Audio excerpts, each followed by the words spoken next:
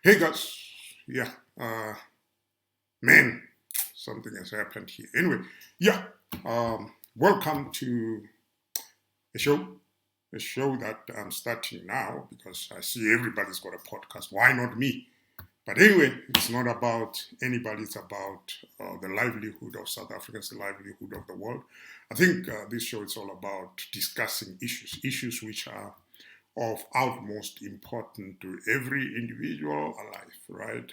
Even probably those who are dead, because if you start exposing those who are dead, you see, you are making a mistake, like these guys who rob the dead, whatever. But anyway, the main objective of the show is to get people to talk, to get people to come out and, out of that comfort zone in actual fact and speak about who you are, speak about what you believe in, what you believe should be done. Because, come on, keeping quiet does not help. Look at this incumbent guy coming in and messing up everything.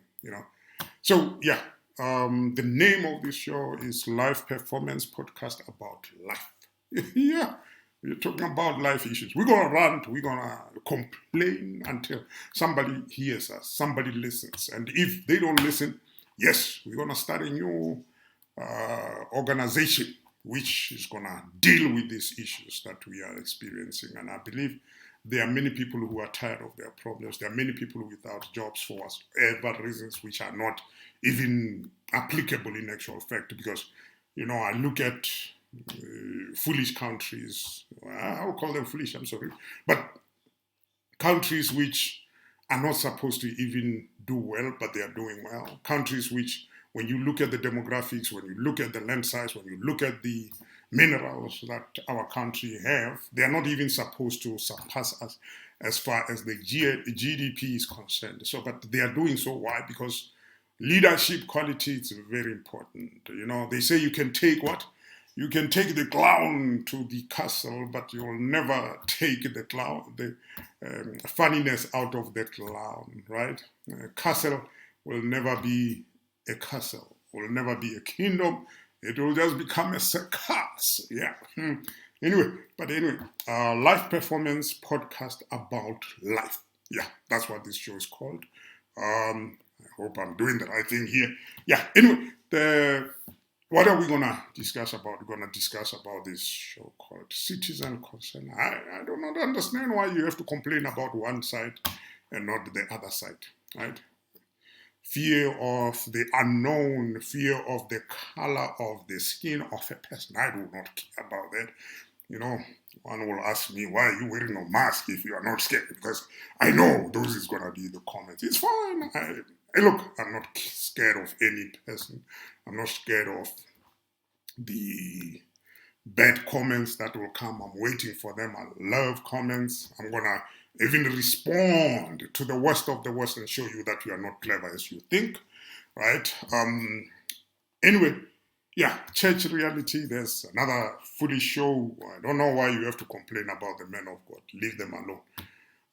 Apartheid legacy. Why apartheid system existed, and at the end of the day, why did it work so well that, yeah, we were suffering, they were doing well, but they made everything functional, right?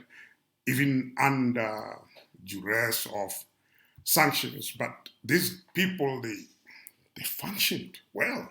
They succeeded in whatever they were doing. They even came with ways to extract gasoline, what you call petrol, from the coal. Who does that? That has to be somebody who's very clever, right? Yes, they were clever. They manufactured or created a system that was so operational. The rand compared to the dollar was high.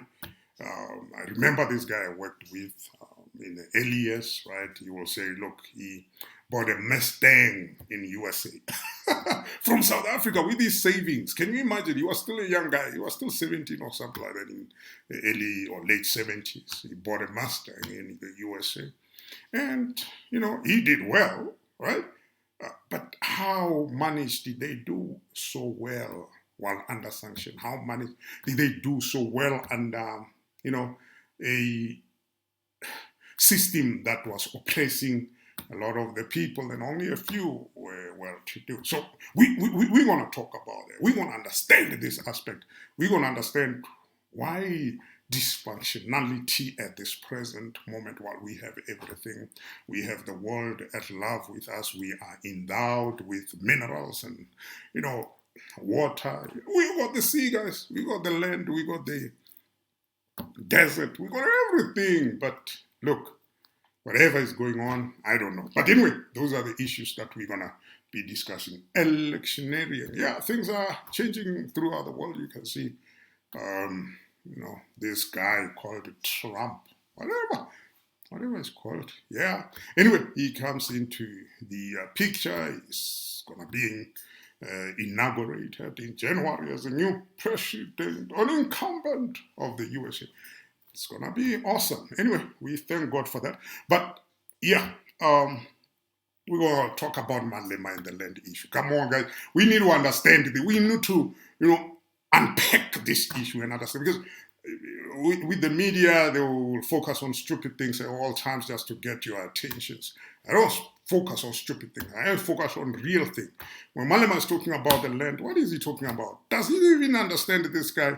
Or he just want to make that farm office that was taken away by SARS? So China has got a problem.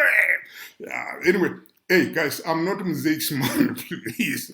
Don't compare me to Mzake's man. I'm just a different person. And I'm not a character. Don't call me a character or you get into trouble. Anyway, Malema and leadership. Why the EFF is losing power now. The EFF is downgrading. I said so. When was that? Before? Yeah, last year or last year? I think it was last year when I engaged most of the EFF. I won't call them morons, they're people, but yeah, I think somehow we'll validate to understand, where is the mindset there.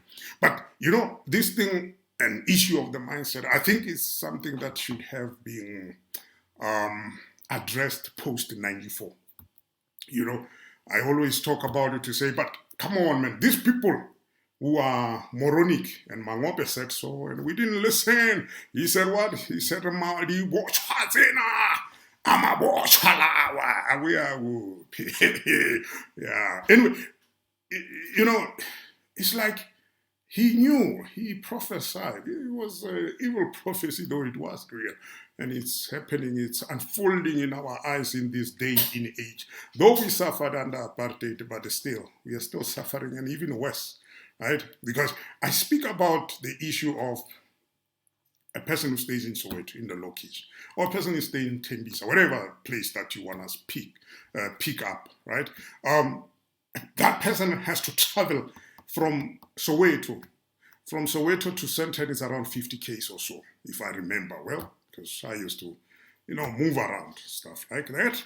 Anyway, you look at that person. That person wake up almost around 4 o'clock in the morning, right? They prepare for themselves and their kids and the husband, if it's a lady or whatever. If it's a guy, he prepare for himself. Then from there, okay, catch a taxi or a bus, maybe 3 to 4 taxis, because taxi brothers who are not that so much, I wouldn't say not clever, but yeah. Anyway, you judge for yourself. I do not want to put what's in your heart on your mind. You just judge for yourself what is going on.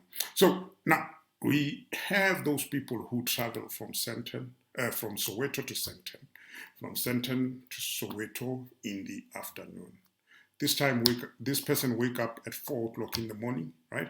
Get to Sandton at what time? They get to Sandton at 7 o'clock in the morning to prepare to work for the white man. Yeah, it's a painful thing. Nowadays, even they are working for a black man because we did reverse apartheid on black person to black person. That's what we know, right? That's what we were taught, right? So now, you think this person, man, what time is this person preparing for themselves or their life? What time does this person take care of their children? Who's raising the children? While this person, leaves at 4 o'clock in the morning and come back at 8 o'clock in the evening. Who's raising the children? Who's taking care of those individuals that he says or she says she's working for? That's the legacy of apartheid that nobody is willing to talk about. That's how our people are suffering, and nobody's willing to say anything about it. And that's a painful thing to experience sometimes in life. You know, I remember once a time I used to stay in Germiston and had to travel to Johannesburg. It was not easy. Papa, it's not easy in life, but these are man-made problems, right? Man-made problems can be fixed by man-made ideas and, implementation, right? Let's not just be idealistic, but also implement our ideas, right? So, okay, I'm sorry, I'm speaking English. Those who don't hear English, guys, I can speak almost around 8 languages or so, but I can't keep on changing languages like that. I need the international community as well to come onto the fore and understand what we are faced with in South Africa. It's very imperative that people understand what you are going through, because sometimes there might be people with a solution, but if you don't voice out your problem, then you might find that people, they don't know what you are going through. I do not want to keep this video long because it's just an intro video, right?